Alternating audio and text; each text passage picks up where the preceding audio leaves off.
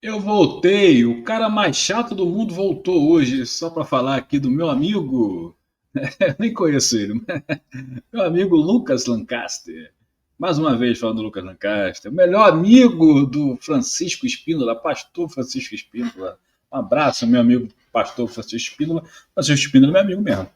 Agora o Lucas Lancaster entrou na minha vida só para zoar o nosso amigo pastor Francisco Espíndola.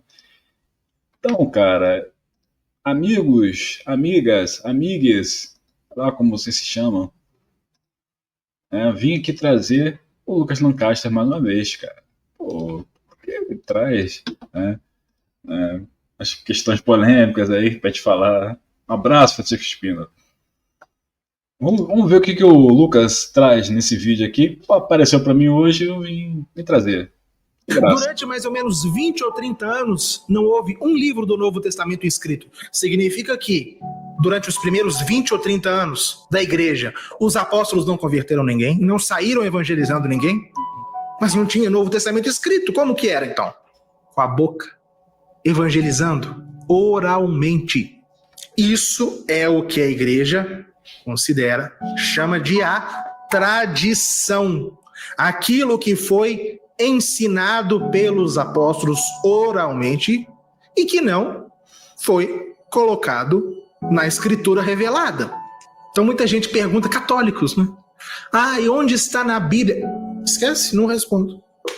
Porque essa pergunta já parte do pressuposto de que alguma coisa, para ser válida, verdadeira, tem que estar na Bíblia. Esta não é a fé da igreja. Santo Agostinho dizia, né? Eu não creria na escritura se não cresce na igreja. Durante mais ou menos... Rapaz, polêmica, hein, Francisco Espíndola? Vou aguardar a sua resposta. Mas assim, explicando, né, trocando em miúdos, como diriam os antigos, né? A lógica da fé não é entender para crer, é crer para entender, né? Que é o Santo Agostinho fala, né? Então, assim, não é uma questão de o que está escrito, né? Porque o que está escrito foi o que foi falado, não é o contrário.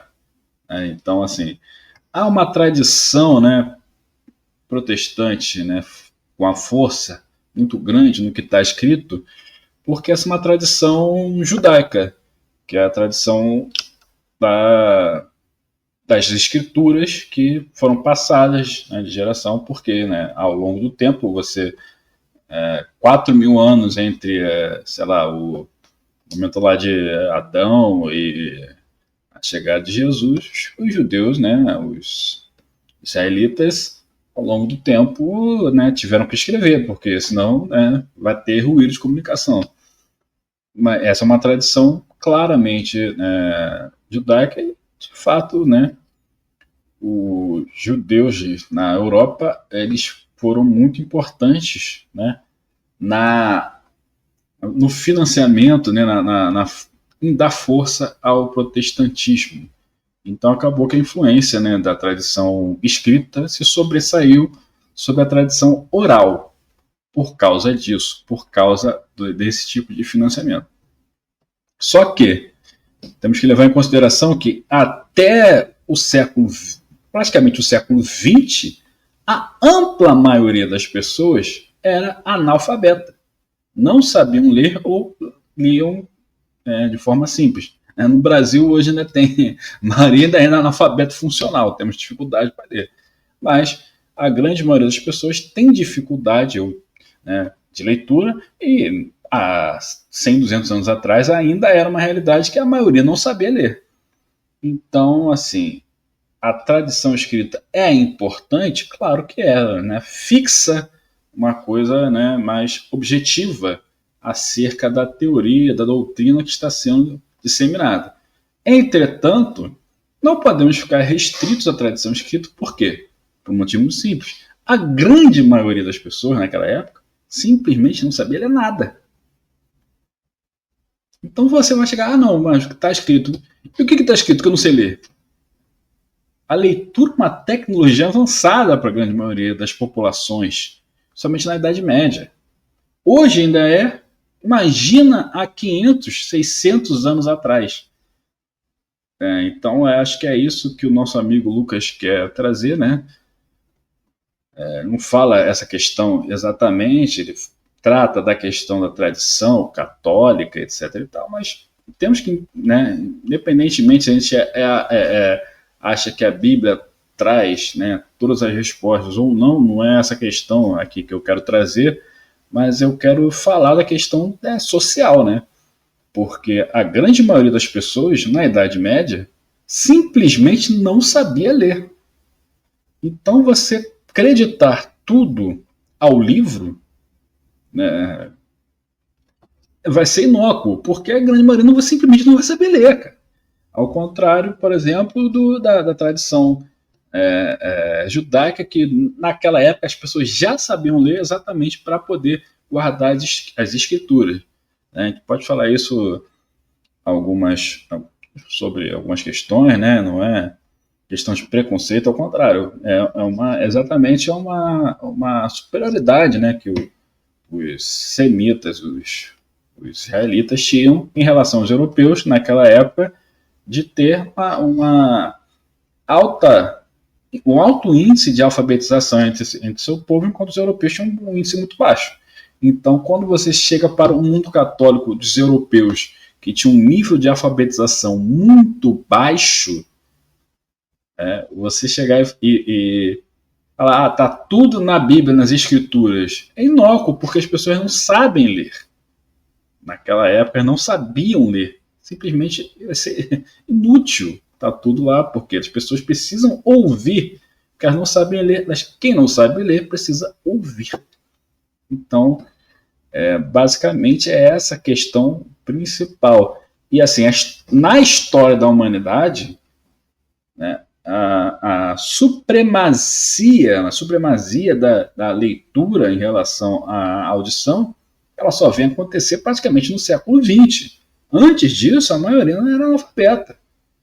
E ainda hoje, mesmo com a supremacia da leitura, da necessidade de você ser autossuficiente e saber ler, mesmo assim ainda existem muitos analfabetos e ainda existem analfabetos funcionais, que leem e não entendem o que estão lendo. Inclusive muitos que querem ler a Bíblia e leem a Bíblia catando milho, né? Palavra por palavra. Se você lê palavra por palavra, a pessoa que lê palavra por palavra, sinceramente, ela não está entendendo o que ela está lendo. Porque tem que entender o contexto, tem que entender tudo. Você lê. Hoje eu fui jogar futebol na escola. Você não sabe ler, você não está entendendo o que você está lendo. Cara, a pessoa que está lendo assim não entende o que está lendo. 99,999%. Então, o que o Lucas traz aí é uma questão importante e não falou nesse sentido que eu falei, então eu falo completo o que ele falou, que é importante ter de fato a tradição oral para a ampla maioria das pessoas que não sabem ler ou têm dificuldade para ler e entender e interpretar aquilo que está lendo.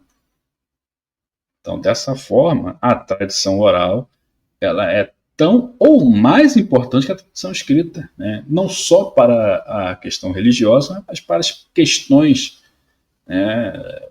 seculares também.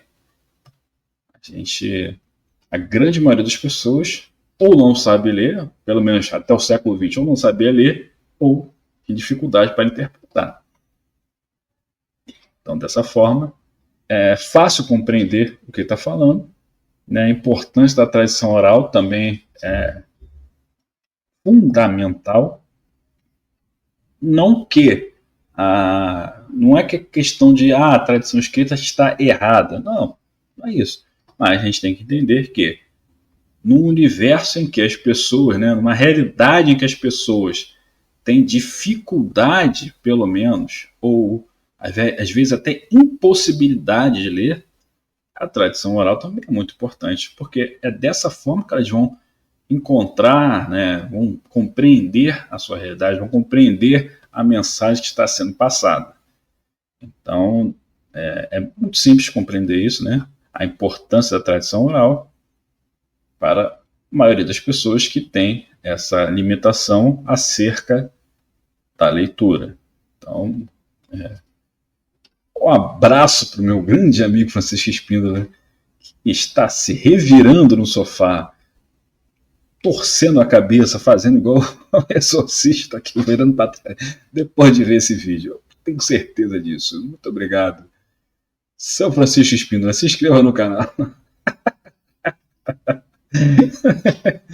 Para você não ficar mais muito triste com o Lucas Lancaster, nosso grande amigo Lucas Lancaster. Valeu demais. Valeu.